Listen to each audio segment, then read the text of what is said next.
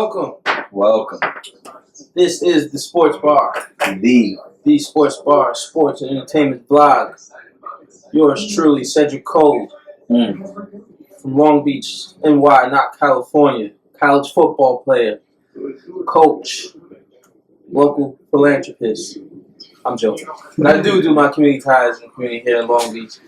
And I was thinking, what better way to bring the culture and sports together than to do a blog here in my town with my fellow colleague, Mr. Sean Diggs. who other, ladies and gentlemen, Sean Diggs. Now, you know what? We're not even going to slow it down like that. I'm Sean Diggs, out here from the city of Long Beach, the city by the sea. Yeah, my man Sad hit me up. Said he wanted to do something big, and I'm into doing big things. I rap, by the way.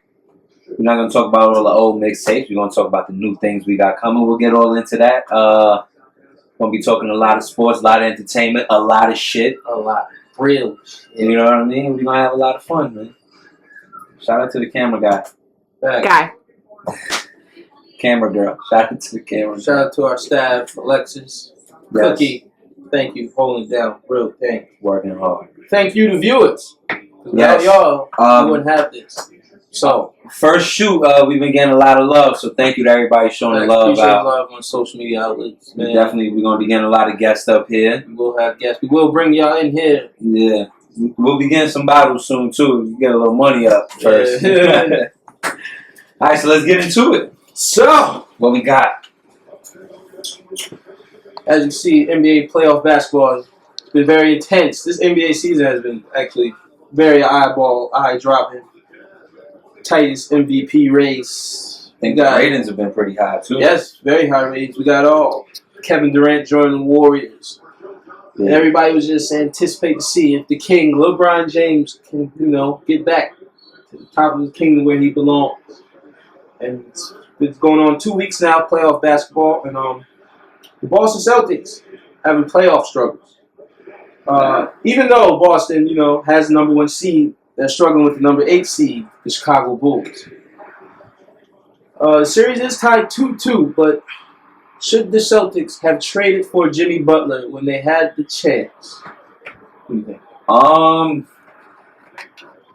Definitely, I would say, yeah. I understand why they didn't do it. I believe come the offseason, they'll probably be able to do a lot more for a lot less, as opposed to trading mid-season. That's usually how it goes. But was it necessary? Maybe not. Maybe not. They started off 0-2. They just tied the season. As I predicted, it would go 7 games in Boston's favor. They just tied the series. It looks like Isaiah Thomas has his head on his shoulders.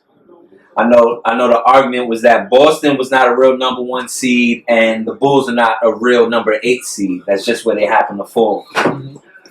But right now, I think Boston's living up to the hype. I know you like to think they're overrated. I think they're living up to the hype a little bit. Isaiah Thomas is locked in. Horford, I'm not crazy about him, but he's doing his thing. Crowder's aggressive. Avery's defense is sharp. And Bulls took a hit in Rondo. That is true. That is very true. Yeah. Big hit. Question for you. What do you think? How do you think the Bulls look? Do you think that it changes their chances now without Rondo? I do think it changes their chances. Hurts them because Rondo is a championship player. And his numbers was huge, and the way he controls the game and the floor, and has everybody on the same page. That's huge. Now, I don't think Michael Carter Williams and I think Grant. Yeah. In Game 3, they had like 7 turnovers, 4 assists, and like 9 points combined. And Rondo himself averages a double-double, close, damn near triple-double in the 2 games he's played in. I think they said he had 20 assists in like those first 2 games. In the first 2 games right there. You know what I'm saying? That's 10 a game. So it's a big normal. hit. It's a big hit, but I have faith in Jimmy Butler than any other player in this series right now. And I think he trumps the entire Boston Celtics roster. Why if I was Danny Ainge, the owner of the Celtics, I would have traded. I would have gave up because they have $1 billion draft picks for this upcoming draft. Absolutely. And in the past 4 years since they made the trade for those draft picks, they only got 2 playoff wins. Yeah. Now Isaiah Thomas is great, but he's 5'9". Not enough. It's not enough. It's not enough. You're real hard on the 5'9". You're real hard on the small guy. Listen, man, you small, okay, cool, but anybody can score in the NBA. You're a professional player. That's what you do. So I don't buy into Isaiah Thomas. He's a B+ player that just had an A+ season, in my opinion. Wow, that's big. So you think in Sacramento, he was a shell of what you're seeing right now? You didn't see this coming out of him, I didn't, honestly. I didn't see this. I didn't see it in Phoenix. He's just having a great season. He's a B+ player, A+ season. Would you call it a fluke season? I wouldn't call it a fluke, but he's just having a surge right now. He's in that. Who do you think will be a tougher matchup for the Cavs? The Bulls or the Celtics? Coming in the next round. You know what? I gotta say, although I still think the Celtics will make it out of the first round, I think the Bulls will be a tougher matchup. Right. I think the Bulls, they do a way better job guarding down low, inside, which is pretty much, if you can't rebound the ball, it's over for you. And Tristan Thomas has made $90 million, I believe, off rebounding the ball. Yeah, literally. Rebounds. Tip-ins, yes. And the Celtics, they've just been exploited in that area all year long. Now, like you said, because of the season Isaiah Thomas is having and everybody else is having, you tend to overlook those little things. But when playoff basketball comes around and the games slow down and it becomes a half-court game, they can't catch a rebound. They're hoping for those pop-ups. You know, it hits the back of that rim and it shoots all the way out. Yeah. They're hoping for those. So I think the tougher matchup for the Cavs would be the Bulls. I totally agree. I think the Cavs will still beat them. They definitely easily. Yeah, definitely. They're gonna run. No Rondo to slow down, control the game. That's big. Do you think Rondo can slow down what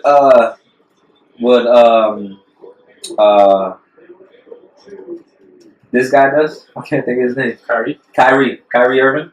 Oh, not even Jesus can check Kyrie. I'm sorry.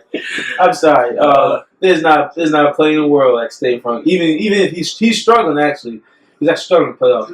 But there's not a play in this world like check Kyrie Irving. Uncle Drew, he gets a game form. Boy. Yeah. Who slows down Kyrie then? Nobody. If you have the Bulls going to the second round, how do you match that up? I would put Dwayne Wade on Kyrie Irving. And just let Jimmy Butler take LeBron James for himself. I would love to see that matchup all He's day. A great defender, too. He's a great defender. I love Jimmy Butler. I love everybody. I love his story. I love everything about him. Yeah. I think he's a complete idiot. There's a story that he took off his rearview mirrors on his car because he doesn't want to look back. Jimmy Butler, way to keep moving forward.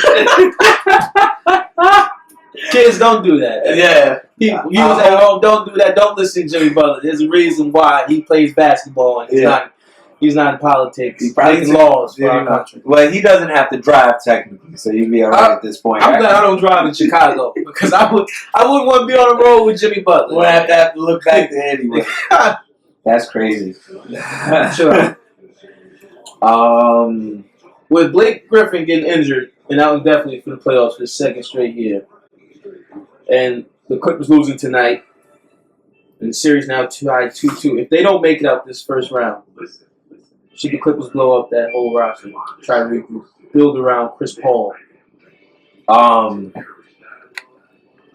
I'm going to go as far as to say, even if they make it to the second round and lose, they have to blow up that team.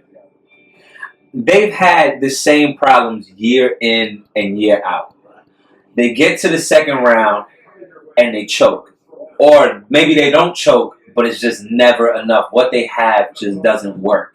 It can only take you but so far. Maybe on the Eastern Conference with that team, maybe you take it to the semis and maybe you take it to the final. I don't know. I mean, I don't think you'll get past the Cavs, but maybe you'll be head-to-head with the Cavs. But in the Western Conference, when everybody's moving around, they got so many shooters and so many people doing so many different things, and you have two players that are strictly just one dimension, it just doesn't work. I think they need to get rid of Blake, and I think they need who would be the replacement for him? There's a few. Free agency this year is big. Who do we have in free agency? Well, in the power, I would go after Paul Millsap. Stretch forward, big man, he could bang inside, outside. I'd go after Carmelo Anthony. Definitely Carmelo Anthony. Would you go Millsap before Carmelo? Yeah, he's a free agent. He's a free agent now, which means the Clippers wouldn't have to give up anything to get him. Correct. As well as Carmelo, they'd have to give up some pieces, which I don't see being a problem either. I'd give it up pieces to get Carmelo Anthony. Give it up. And put him in that system where you got a great point guard in Chris Paul.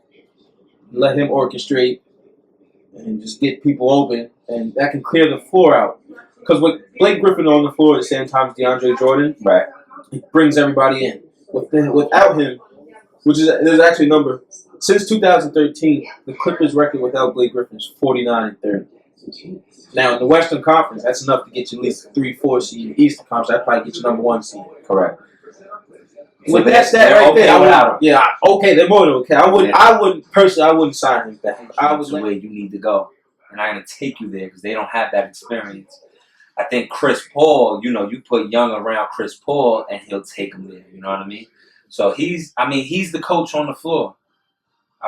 His numbers speak for itself. His assists, he'll probably go down as one of the best ever as far as assists go. You know what I mean?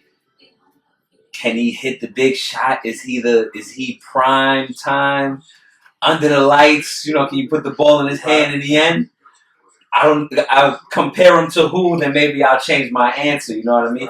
But I still got a lot of faith in Chris Paul and what he does. What do you think? I totally disagree. I think Doc Rivers is overrated. He only got that championship because he was dealt 3 Hall of Famers. And Rajon Rondo, that just fell in his lap. So he was pretty much the cards he was dealt with. He had a perfect hand. Roy Flush. Boom. Right there. Championship. They get 1 ring, people, LeBron says, F this, let me go with some younger superstars. They match their big 3 with that. Runs Boston out of town the next few years.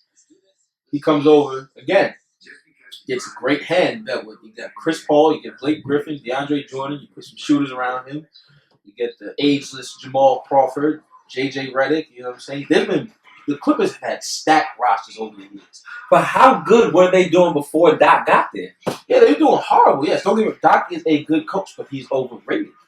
But then again, honestly, if Doc and Chris came at the same time, right? So if Doc doesn't go, and Chris Paul still goes there, I still think they get 50 wins. Who knows? They may even go further. But another thing is, now with Chris Paul, there's only been 2 teams to never reach the Western Conference Finals. That's the New Orleans Hornets back in the day and the Los Angeles Clippers, both teams of which Chris has played for. Correct. Now, that's right there. It's a very revealing stat, which shows he just can't win. And NBA is about winning. I mean, you could be great all you want, but you have to win. Even Barkley got to the finals. It was unfortunate he had to play against the greatest ever, Michael Jordan, but he still got there. Agreed. He still got a Most Valuable Player Award trophy as well, and he's been on some great teams. He took the Suns there, and he didn't get to win, but he got there. Chris Paul can't even get out of the second round. Now, yes, he does nice things. He passes the ball nice, but I think he's a selfish player. Yes, he can get. Don't get me wrong. Now he can get the assist, but it feels like he has to get that assist. Who can he trust on that team? Who else are you gonna put the ball? Who other hands are you gonna rely on to do it for you? I think Chris Paul knows that, like Doc Rivers knows that, like everybody else on that team knows that. You're not putting it in Blake Griffin's hands, DeAndre Jordan's hands. Jamal's hands. I would put it in Jamal's hands. Would you? Yes. Jamal is very careful with the ball. Jamal is a baller. He may be careful. He can shoot the ball. He can get to the rack. Yes. Fine. But are you going to trust him to take the last shot? I would trust Jamal Crawford to take the last shot. I'm going to trust my best player. See, that's the thing. Not always. The best player does not have to take the shot. Do they give you the best chance? Maybe. Okay. As been LeBron James rarely takes the last shot. LeBron James can't take the big shot. We know that. Paul George cannot take the big shot. I think it's safe to say that Chris Paul on that team is still the best man, and I think he has the best. I think he has the sweetest mid-range shot over there. I told you Jamal Crawford again. You're still gonna go to Jamal Crawford? I would rather JJ Redick shoot. I'm not gonna deny that. I'd rather JJ Redick shoot the last shot. Pure shooting. So then you're putting Chris Paul third. Yeah. Behind.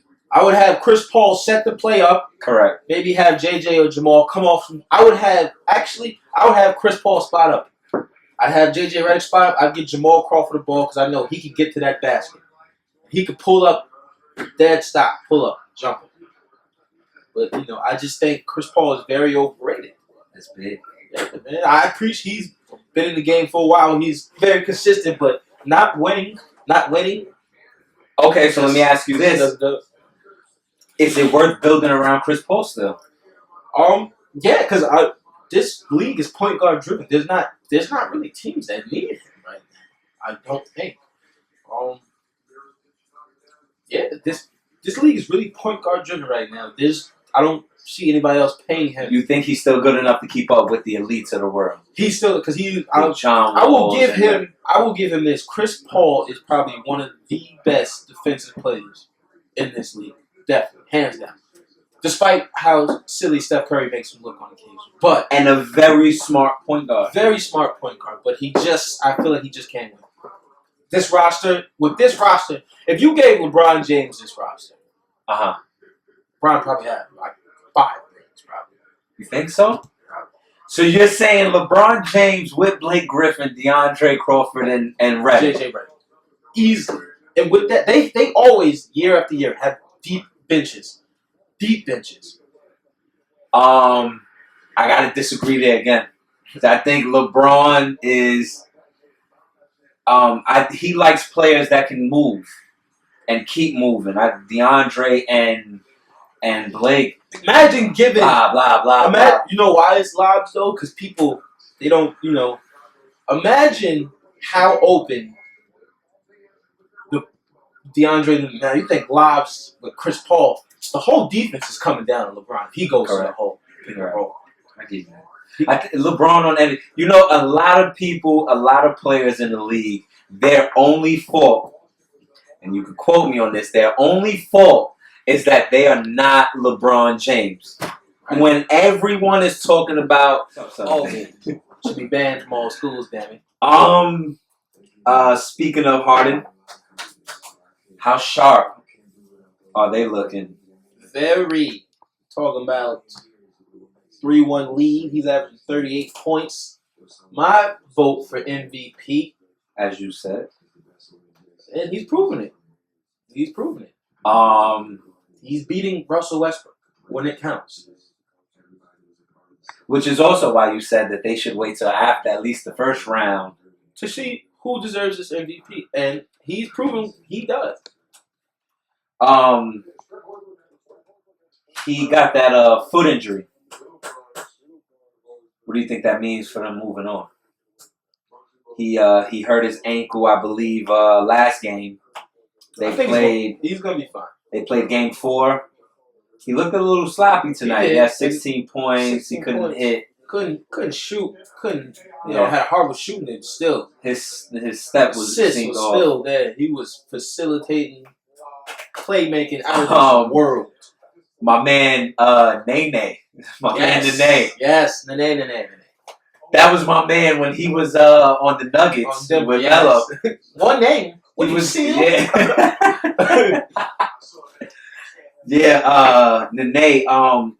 12, for 12. Perfection. Perfection in game-winning shots. I had a game like that in high school. I shot 9 for 9 against Valley Stream. Y'all Yeah. can Google it. 9 for 9. Did you get the win? And the win. And the win. 8 for 8 from the free throw line as well as 1 for 1 from the 3-point line. I was a starting 5 by the way. I gotta give you this. I gotta give you one for that. I did my little razzle dazzle in high school. I played a little ball. But back to Harden.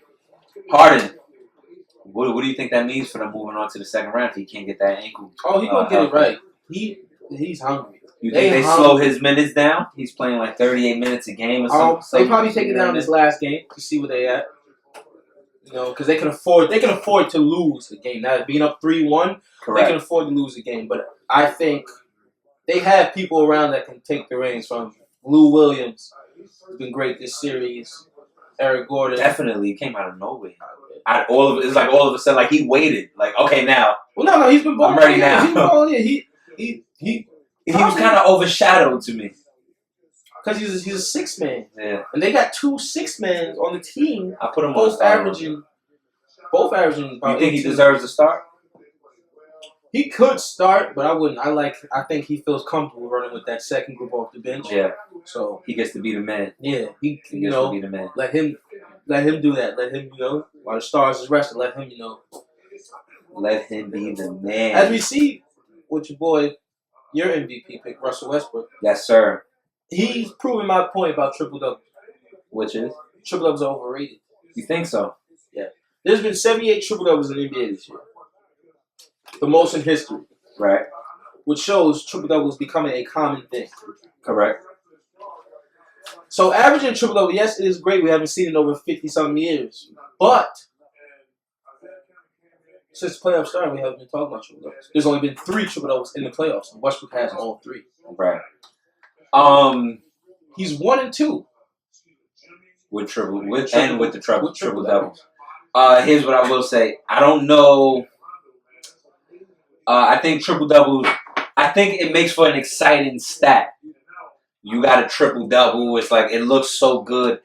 I wonder if who gets the triple double determines how exciting it is. Draymond Green was getting triple doubles last year. 2 years ago, Lance Stevenson was getting triple doubles left and right. Because I think triple doubles have a certain type of player. Correct. If you do it all, you're gonna get a triple double. Right. Westbrook does it all. Draymond does it all. Lance does it all occasionally. But that's my point. We have a lot of those players in the NBA. I don't think that it's gonna get extinct like the double double. We don't talk about double. When somebody gets a double double, hey, it's a double double. But if you get a triple double, whoa. Yeah. Jesus is well. Triple doubles are so hard to get, let alone average throughout a season, throughout an 82 game stretch. But it's not necessary. I don't need you to fill up the stat sheet. I need you to win the game. Exactly. So I don't care that you got 10 rebounds to go with your 10 points, to go with your 10 assists. Those numbers mean, you know what? Take away 5 and 5 and give me 20 points instead. You know what I mean? And get me the win. Up and get me the W. So I don't want to say that it's overrated. Because what I think now it seems so overrated because it just became so common out of nowhere. You know what I mean? But when a player did good, it's like, oh, he had a triple double. Ice Cube once messed around and had a triple double. Messed around and had a triple double. So I think it is exciting still. I don't think it's necessary.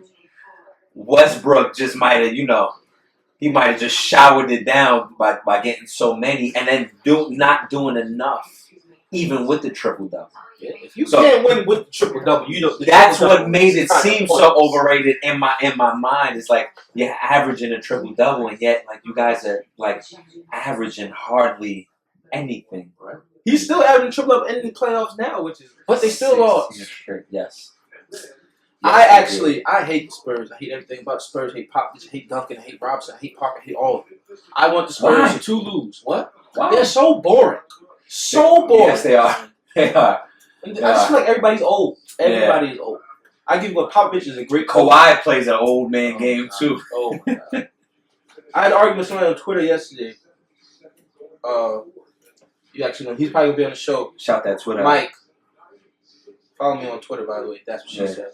I said Kawhi is good, but he's not great. And I stand by that. He is not great. He has a career high of assists of 7. That's cool. Last night was his first 40-point playoff game. He's young still. 5 years in? Yeah, 5 years in. You know what I mean LeBron had then? How many? I'm sure you won't. LeBron had like 8 40-point games in his first 5 years. Different scenarios. LeBron was on a team where he did everything, right? As to where Kawhi doesn't have to bear that burden. He does. Okay, Kawhi doesn't score. He scored 16 points in the fourth quarter, which means he has to. Correct. Now he does, and he's doing it. But when he didn't have to, he didn't do yes, it. he did. He had to. Even in the finals, Big man Duncan down there. Oh, come on, right? Yeah, Duncan was like 18 years. Tony Parker was still the man. No, he wasn't. Tony Parker was still a shooter. Still diminishing. We didn't start calling Kawhi a superstar or a star until about 2 years ago. When they won the finals, basically. Like a couple of 3-4 years ago when they won the he was the man. He outplayed LeBron that series. He did. Of course. But what I'm saying is he doesn't wear those burdens that LeBron wore. Because he's not flashy. He's not flashy, but he is a He is the star of that team. His supporting cast was better than LeBron's supporting cast. So you don't need 40 points out of Kawhi. Okay, but he should be able to deliver it, though. If necessary. In the playoffs, it's always necessary to get 40 points. It's always because it sounds and looks good, but he didn't need to. You need to. That's why they don't win. Why? They have not been back there since. And now he's doing it. So I'm just saying that to say he can do it. I just don't think he needed to do it, or maybe he didn't feel like he needed to do it because it's like I got Parker. It's not that he needs to do it. It's because he is not a great player. He is good. Nah. His career averages is 16 points per game. There is nothing. 2.3 assists and 6.2 rebounds. That is not a great player. That is not a great player. 5 seasons in, that is not a great player. 5 is a very young. That's a young. Duncan was averaging a double-double his second season in. We're playing alongside David Robinson. Duncan was down low, outstepping everybody. And this man should be outstepping he should be outplaying everyone. His size, 6'7", 230. As he's doing. Mind you, when he came in, he couldn't even dribble the ball. We talking about a man taking over the whole court. Okay, but 5 years? It takes you 5 years? It takes a while, right? This man, you just sat here and talked about that they're the Flintstones of the league. They are. So he's taking this sweet ass time. It didn't take Tim Duncan's sweet time to develop. Didn't take Tony Parker nor Manu Ginobili. They came in, hit the ground running, boom. Some can. Patty Mills came in. He's balling. Some can, some can't. And that's what I'm saying. Chalk it up to that. He is a good player, not great. I think 16 straight points is a little bit better Jeremy Lin has done that. Not 16, but Jeremy Lin has scored at least double in the fourth quarter. We've been there. Linsanity. But Kawhi's he's had consistent seasons and all in elevation since he's entered the league. And mind you, he dealt with a lockout. That doesn't affect his games. Yeah, he know what he was going to do. 16 points per game. He was gonna do. 16 points per game, 2 assists, and 6 rebounds is that's 6-man numbers. The Spurs are actually better with him off the court defensively this year.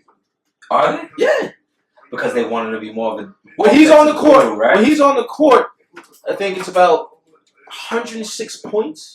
Defensive points. When he's off, they're 99. That's 7 points. That's a big difference. That's plus 7. You know what I'm saying? That's crazy. Yeah. I didn't know that. I mean, he had 5 steals last night. Okay. Yeah. There was a little turnover. He also had 4 turnovers. Yeah. Well, when you start holding the ball, it's gonna happen when you're holding the ball that much. There's no way to not turn the ball over. Look at Harden. This is Harden's 2nd consecutive year leading the league in turnovers. Well, he's a point guard whose usage is very high. Kawhi Leonard's usage should be high. If he's a superstar on the team, he should demand the ball. 4 turnovers ain't that bad. In playoffs? Let's be nice. In the playoffs? How many points off turnovers? I don't know. Yeah. But the playoffs, 4 turnovers is huge. He actually had a big turnover down the stretch. The ball kicked off his foot. Yes, he did. Now he keeps that ball, and maybe he scores, they win. Maybe. Now it's 2-2, which I think Memphis is going to win the series. I'm hoping Memphis pulled through. Zebo. I thought Memphis was going to get swept. I didn't see them winning the game. If I looked at the way the first 2 games was played, I thought they was finished. Honestly, I'm like, I can't believe that they letting this team who plays this slow outplay them. They are the baby Spurs, the Grizzlies. They're boring as shit. They're boring. That's because you got those 2 big men. We got all those big men. Everything goes slow. Everything. Look at the Clippers. The Clippers are so much slower. But the Clippers are excited, though. They're excited because of all those cute-ass dunks. But, I mean, Zebo, he's the Z-Slow. You know what I mean? Z-Slow. Z-Slow. My man Mark Gasol. That's that Spain. He got his shooter's touch from big old pal, you know what I mean? They was on the same team at one point. I know. Crazy. Imagine what could have been. But yeah, I mean, the Spurs, and they got the overrated Conley. I don't like him at all. You don't like Conley? The second highest paid player in the league is Mike Conley, who's never made it. Warriors. Kevin Durant is out. It's time for Steph Curry to shine, right? As if he hasn't already. Can my man get some respect now? Because he shoots the ball and doesn't play defense. Oh my God! Because he's winning games. His team is winning games. He's winning the games. His team is winning games. Without Steph, they don't win that many games. They Yes, don't go they that do. far. Why? How? Who with who? Without Steph? What, this year? Not this year because you're gonna give me Kevin Durant. Okay, give me last year. They won a whole playoff series without him. No, they did not. Yes, when he got hurt the second series, they beat the Rockets. Not the Rockets. I forgot who they beat somebody. Portland, I think. Portland. Yes, Portland, they beat Portland. He came back. He came back when it was like 3-0. Was it 3-0? Yeah. Because he hurt himself. All right, Thunder had them down 3-1. Yeah. And they came back and beat Thunder. Yeah. And then okay. They definitely don't win 73 games without him. Maybe not 73. He's the man that you build around. Who cares? He disappeared in the finals. He had to deal with Dellavedova. That dude is annoying. No. Not the year they won. Last year, he had to deal with Kyrie Irving. All right. That's who he had to deal with. And everybody knows he had an injury. Steph could not guard Kyrie in a phone booth. He had a phone booth. He had a knee injury. Stevie wanted to cross Steph up, man. He had a knee injury he's dealing with. I don't want to hear that. You never want to hear. When it comes to Steph, he does not play defense. It's great. Yes, he shoots the ball. He plays defense. No, he doesn't. He cannot guard anybody. Everybody blows right by the man. I guess. Does that take away from his greatness? His great shooting? His greatness. His greatness in shooting the basketball. Yes, he's a great shooter.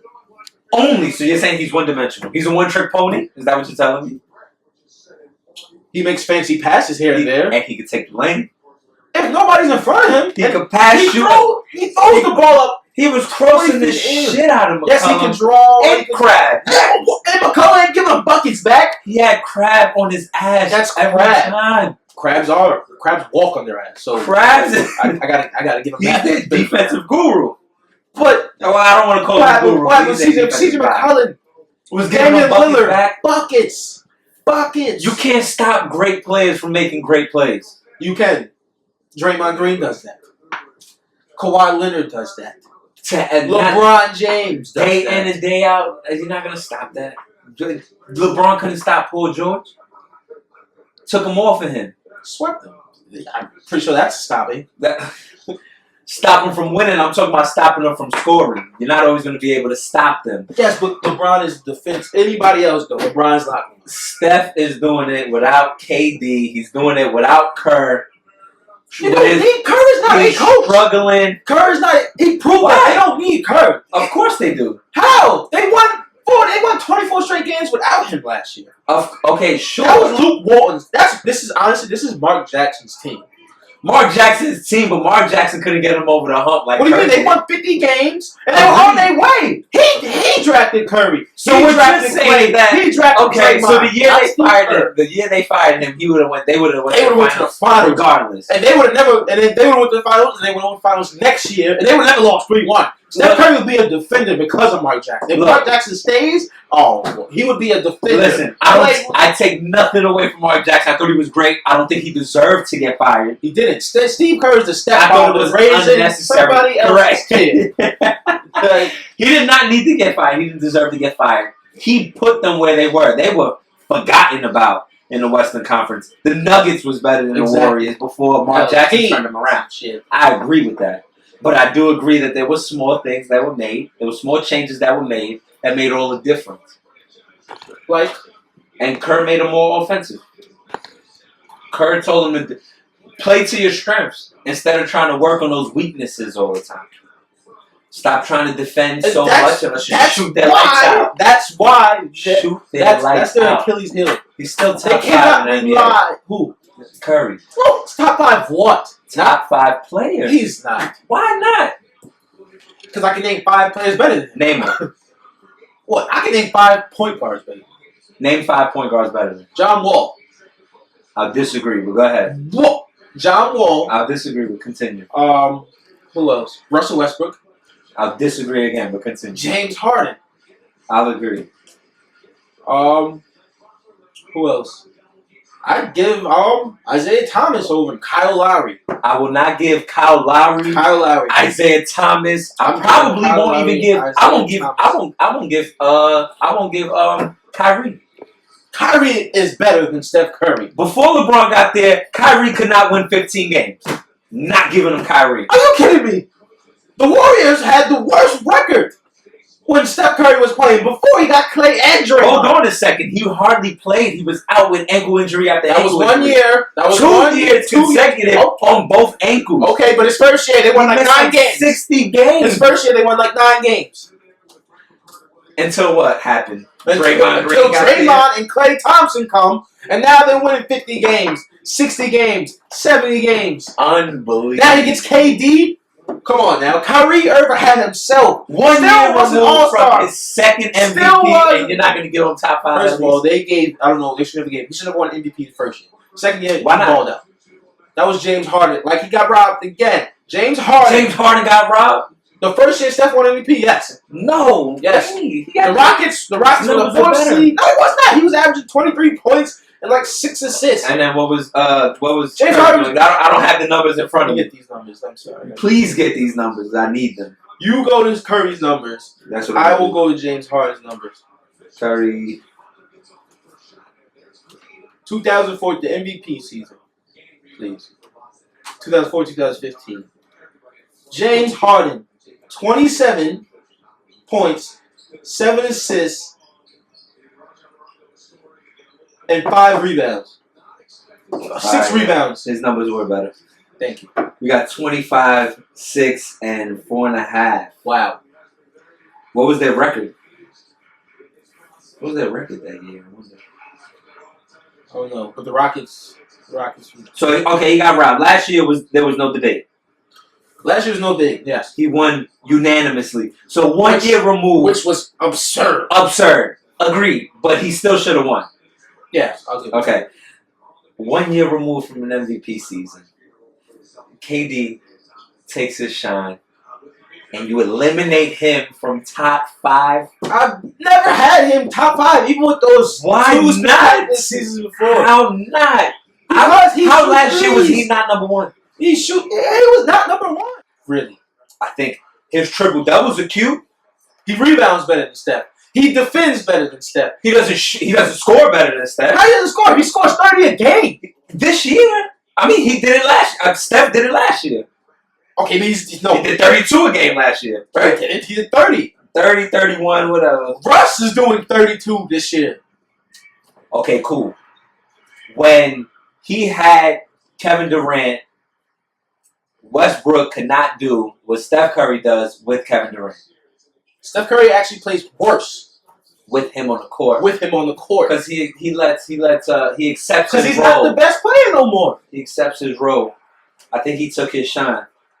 Playing with Draymond Green and Klay Thompson, yes, you're the best player. When Kevin Durant, the second best player in the league, comes, you're not the best player no more. What are you going to do there? Listen, he might as well just spot him. Who gets the big shot? Oh, I'm giving the ball KD. Over Steph? Over Steph. How? How do you give it to him over Steph? You have no faith. It's one of those light skin things. You have a light skin issue. I do. With Steph Curry. Look, He's a better shooter than Durant. Yes, he's the best shooter than him. He's the best shooter in the league. But that's it. He can't defend. Look what KD is their best defender besides Draymond Green. I'm asking about he's better than Klay Thompson, you think? Steph? Defensively, no, KD. Defensively. Yeah. Klay's a great defender.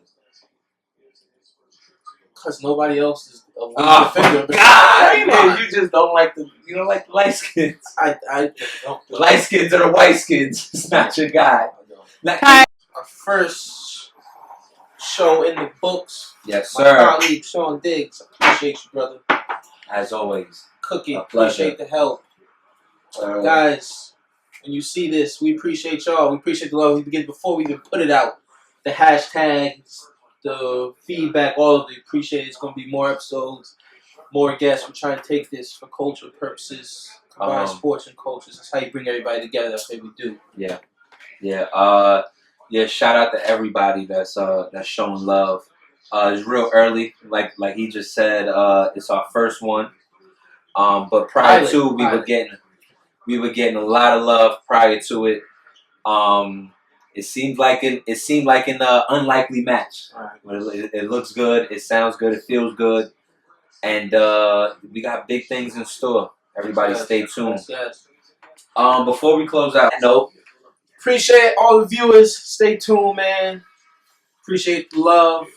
By the way, I just want to give a shout out to my man that blesses me in my jerseys. I'll be wearing. We sport my jerseys all the time. I got this Brooklyn Nets jersey on. My man Taiwan. I want y'all to follow his page. Mega jerseys, man. Nothing but authentic and official jerseys, absolutely. Man. For very cheap, for very low. Taiwan, keep doing your thing. You know I'm going to support you, brother. Long Beach, NY, California, we stand together. And I'm a tune in next week. You never know who we're going to have.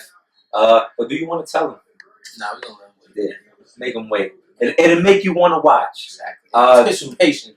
Tune in next week. We got a lot going on, and that's a wrap for the first one. First episode. The Sports Bar, baby.